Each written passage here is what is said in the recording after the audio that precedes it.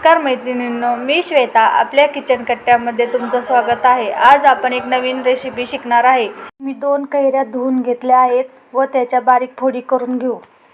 हे पहा, अशा प्रकारे मी बारीक फोडी करून घेतल्या आहेत सगळ्या।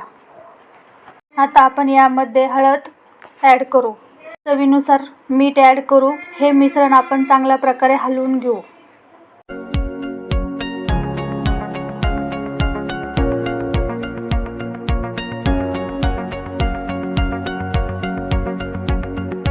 आपलं तेल आता चांगल्या प्रकारे गरम झालं आहे। आपण त्यामध्ये 10-12 लसणाच्या पाकळ्या व मोहरी टाकू आणि ते चांगले परतून घेऊ।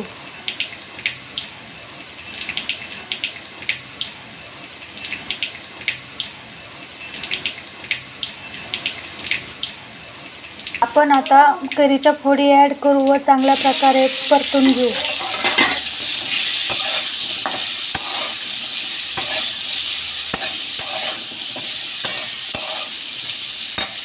मध्ये आपण आता लाल तिखट व कांदा लसूण मसाला ॲड करून हे मिश्रण चांगल्या प्रकारे हलवून घेऊ।